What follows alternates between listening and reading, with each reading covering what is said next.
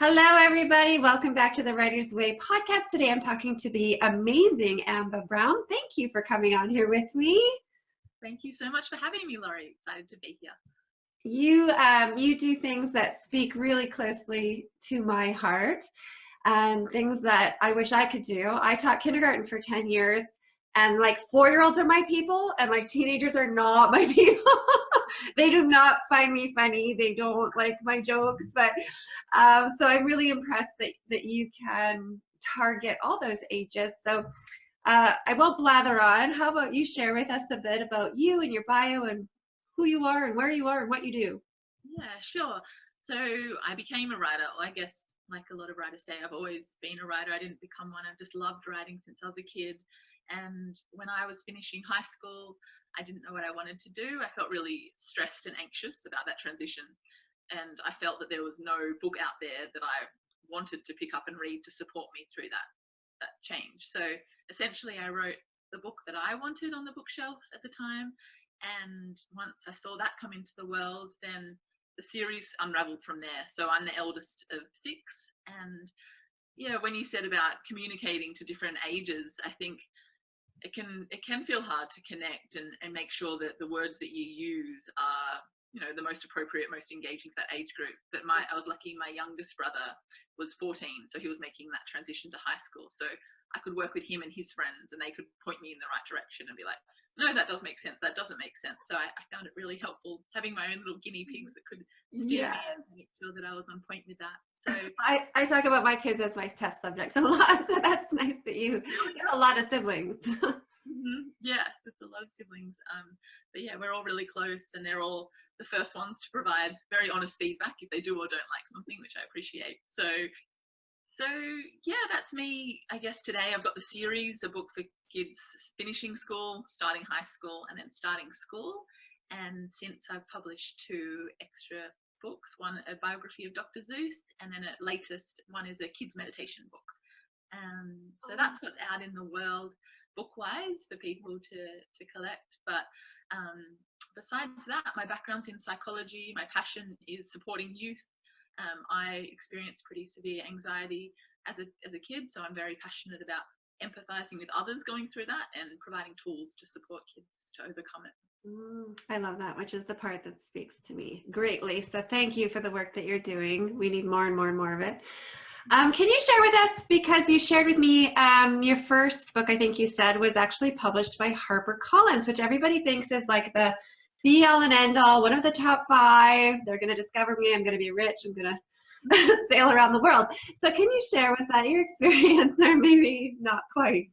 No, I think when I was writing a book, I thought that would be the end, that I would then walk away and that was it. I'd written a book and that would be, yeah, fulfilling enough. And I'm not sure if this is characteristic of me as a person or all writers experience this. I'd love to hear, your feedback on this. But I feel like that was just when that happened, when the book got taken over by HarperCollins, that was like the first of so many million more steps. And there's just this whole marketing world and this ongoing project of spreading awareness. And even if you're a self-publisher, if you have a small press, medium press, or one of the big 5, I think today it is very common that as an author, they want you on the ground sharing your message. And yeah, it doesn't just end there. It doesn't mean that they're just going to take it over. Obviously, people with a big name, there's different levels of support, but I was very fortunate in that my book was picked up by HarperCollins, so they contacted me to obtain the rights. So that was not your usual. Oh yeah, stop there. How did they find you? So when I first, I guess to wind back, okay, I finished the book and then I thought I would just send it out, and of course that a publisher would take it on and that would be it, right? That sounds so easy. Yeah. 6 months passed and I didn't hear anything back. I heard a couple of no's. I contacted 100 agents. Lucky to get a few no's. And then I contacted all the publishers, lots of no's again. But I really did believe in the need for this book to be on the shelf. So I decided that after that period of time that I would continue and self-publish, which I then did. And which was an amazing experience in itself, because self-publishers, you get to know all the different parts of the process, editing, publishing, paper, marketing, you know, the whole spectrum, which I think is a really helpful thing for an author to really understand and get that depth of knowledge about, which if your experience is just handing it straight to a publisher, perhaps you don't get all of that. So grateful for that experience. My book that was then picked up by a couple of bookstores, and it was a scout from HarperCollins that saw my book sitting on a shelf in a bookstore that then contacted me to ask to obtain the rights. Oh, so you had published it yourself? Correct. And are we talking about The Guide to Life and Happiness After School? School, correct, the finishing school book. And so you published it yourself, and then what's that process like? What do you have to do, because it's already published, so what do you have to do to let them have it? So they request to obtain the rights, and then at that point I did speak to a couple of other publishers, because once you have one of the big five involved, then you have a little bit more, I guess, room to offer it to other publishers. And then so I spoke to Penguin and a couple of others to kind of see what offers people might put on the table. So that started a whole new conversation. Mm-hmm. To really have the ability at that point to decide on, one, do you want to give it to them? You own the rights once you've self-published. Two, looking over a contract, I engaged a literary agent to help me through that process, because I didn't understand a lot of the contract. Yeah. And then at the end of the day, it has been an honor for HarperCollins to print their logo on my book and to help distribute it. Mm-hmm. So I went with them, and they then put it through their own editing process and relaunch it. Okay. So that was relaunched in Australia in 2017, and just this month is being relaunched by HarperCollins US. Oh, okay. Nice. Yeah, so things move a lot slower with big houses than they do with self-publishing. But yeah, and I also have my own small press. So I publish books through my own Marla Publishing as well, and have a factory in China who I've been and met with. And yeah, so I'm still doing both means of publishing. And do you publish for other people or just yourself? Just for myself at the moment still, yeah. Okay, so, oh, sorry. No, that's okay. I was going to say I've been contacted, like people have asked me to, but I don't have the, it's just me. I'm outsourcing everything. So I'm outsourcing editing and so forth. So I don't have in-house staff. Yeah. So at the moment, just my own. Big undertaking, yes. So HarperCollins still has that first one, and then you chose after that to do it yourself. Correct. Yeah. So why? Yeah. No. Good. Why? No, I was just gonna say why. Why did you make that choice? Yes. So last year, my husband and I decided to drive around Australia, and we launched, because I'm from Sydney, Australia. I've just moved to New York at the start of this year. Oh, that's a big change. You from New York now? Yeah. So last year, my husband and I drove around Australia and decided, because we noticed that the first book was getting most traction from schools. So we defined the target market was schools, education systems, and decided to go and drive around and visit schools. So we were visiting about 12 schools a day. Oh. So we visited, like over 300 schools, and we're just going straight in and selling the books to these schools, offering it. And we had a great success. The starting high school book sold the most copies. We sold out last year, and we're selling more copies this year to the same schools. They're purchasing it in bulk for their students. Oh, nice. At the end of the day, the decision was really a money decision. It was based on how much I get per book. I think once there's the publishing house, obviously they have their own costs, which you understand. Yeah. And being able to manage the distribution in Australia, I decided that I would continue and do that directly. But having moved to the US, I'm now kind of in conversations with how I'll launch it here, the other two books. So it's a bit bigger, the US market. Yes. So you have a warehouse, I'm assuming, and you ship books to Australia and keep them there, and then you just... Correct. Yeah. Yeah. And so now you have to decide if you want to do the same in the US. Yeah, exactly. A lot of books. Yeah. Now in the US, I've been having some exciting conversations with the Department of Education, and they're quite interested in the book. So, and talking with a distributor. So this has all just been me being proactive, reaching out, and a lot of the legwork that a lot of authors have to do. But it's a lot of work. A lot of work. I do know somebody, I don't know if you know Jay Maletsky and his company. So he has a deal with a Chinese printer, but his company also warehouses the book. So if you need another name to reach out and get some quotes from, sorry, this is a little bit off topic, everybody, but maybe I'll just throw his company in the show notes, and then anybody who's interested, yeah, he's setting up some really cool stuff through his company that gives back to a certain community as well. So anyway, I won't go on about it, but that sounds interesting. And yeah, okay. Distribution is such a big part of getting the books into people's hands. So it's something that I'm kind of learning on the ground here in the States. It changes country to country. Yes. But when I first started writing a book, it wasn't about the money at all. I was first self-publishing through Blurb. I wasn't making anything, but I just wanted to get the book out there. And I recently spoke to a new author who just published her book. And I felt that I was so talking about money and, you know, if you do it this way, you get this much. And she was like, I don't care about the money. And I'm like, well, but after so many years of so much effort, I kind of do now. Like it's my kind of do, my livelihood, you know. Like, well, yeah, and it takes up so much time and so much effort that yes, that part of you, of course, just wants to get your books out and help people. But you also, when you start looking at the bottom line, well, I could make $2 per book, or I could make $5 per book, and it's the same amount of effort and work. So why wouldn't you? Exactly, a business decision. Yeah. Yeah. I never want to sound like that author that is chasing a coin, but it is now my full-time job, and it's my livelihood. I want to produce more books and starting a new series. So in order to do that, we need to fund and and you are a business, and I think a lot of people go into it and it's a hobby and it's that creative outlet and they have this idea, so they pursue it. But if you continue, you're so right, it's a business. And so you have to put your business hat on, all those different hats, right?